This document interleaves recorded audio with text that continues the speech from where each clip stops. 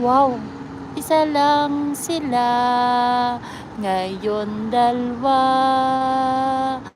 Nagmamahalan, nagmamahalan ang dalawang kalapate dito.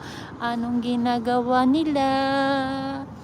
Silipin ko, sundan ko nga ang kalapate, naglalakbay, may hinahanap.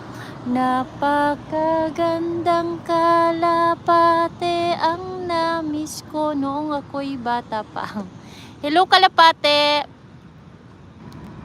Nakita nyo ba? Nagkikiss sila, di ba? Love-loving sila.